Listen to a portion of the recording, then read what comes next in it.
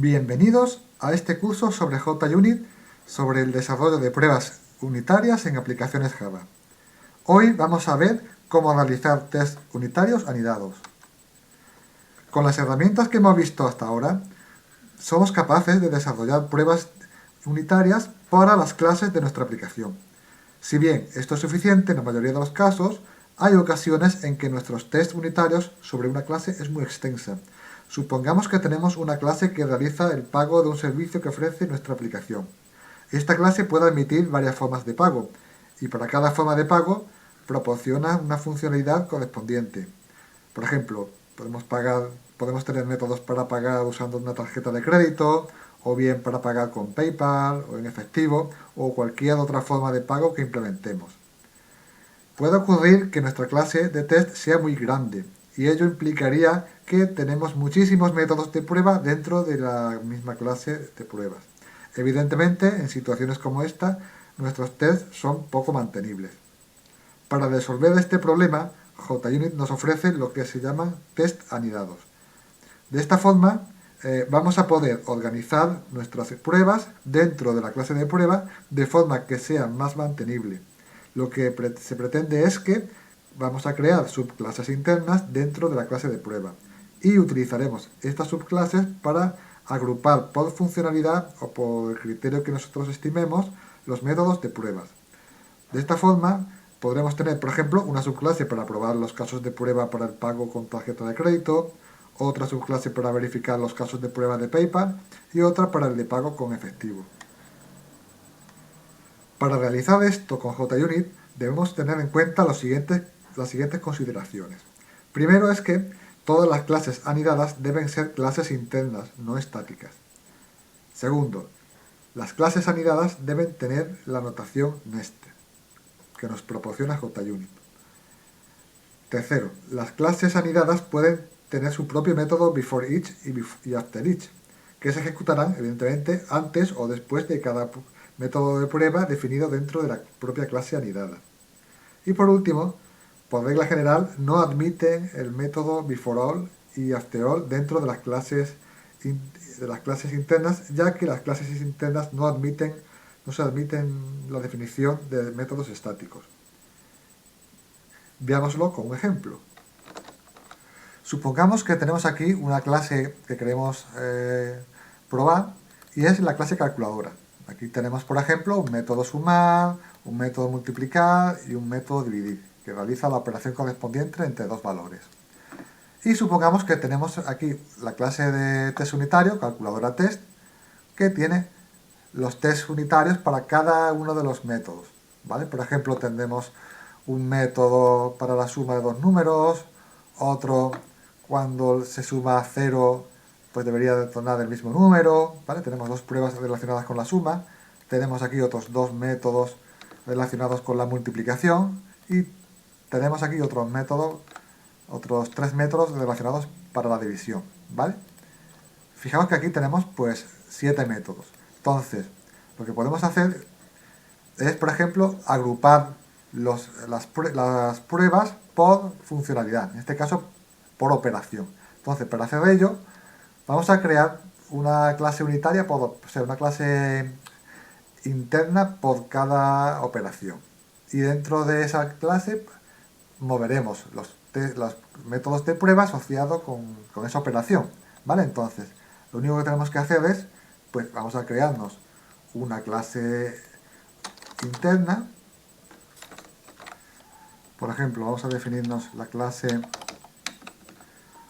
test operación suma, ¿vale?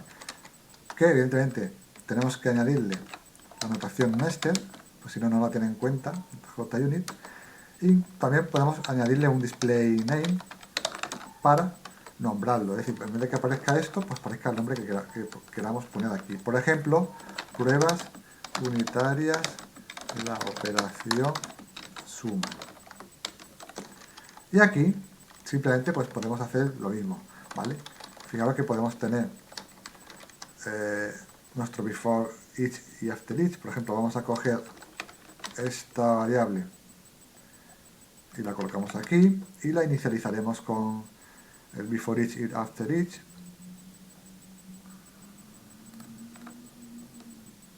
Bueno, en realidad solo nos vamos a hacer falta el before each, ¿vale?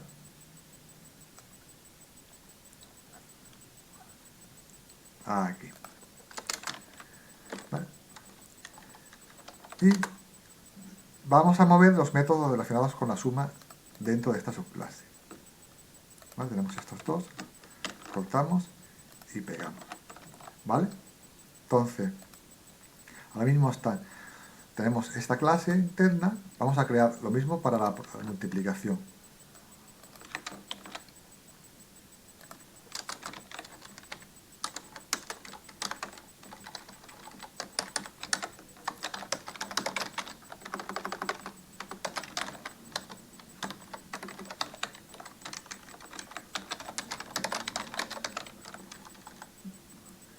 Y vamos a mover los dos métodos correspondientes.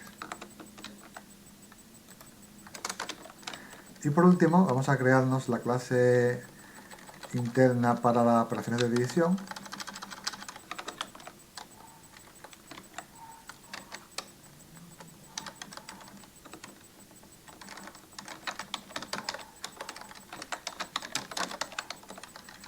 Y movemos sus tres métodos dentro. ¿Vale? Entonces, con este caso ya, esto incluso aquí, esto de aquí lo podríamos quitar. Ya no nos hace falta, puesto que lo hemos dividido en subclases. Esto, pues, voy a dejaros aquí. Before each padre, ¿vale? Bien, vamos a mostrar un mensaje personalizado para cada una de las subclases. Before each suma, before each multiplicación y before each división. Vale, entonces, ya que tenemos organizadas las clases unitarias de nuestra clase de prueba unitaria, vamos a ejecutarlas todas a la vez. Y, efectivamente, si fijamos en la consola, fijaros que primero se ejecuta el before each del padre y después ya, dentro de cada clase, se ejecuta el each, ¿vale? Para cada dos de prueba. El de multiplicación, ¿vale? Aquí tiene otro de multiplicación y otro por las dos operaciones de multiplicación. Tenemos dos para las operaciones de suma y tres para las operaciones de división, que están aquí arriba. ¿Vale? Entonces, si miramos el resultado, vemos que efectivamente ahora, en vez de tener las 7 test unitarios todos del tirón, pues lo tenemos organizado en 3 clases. Fijaros que aparece de una manera más organizada. Aquí tenemos las pruebas unitarias de la división, las pruebas unitarias de multiplicación y las pruebas unitarias de la suma, ¿vale? Evidentemente, si alguna fallara, por ejemplo, vamos a hacer un caso, vamos a hacer que falle uno de los métodos, ¿vale? Por ejemplo, este. Si ejecutamos los tests,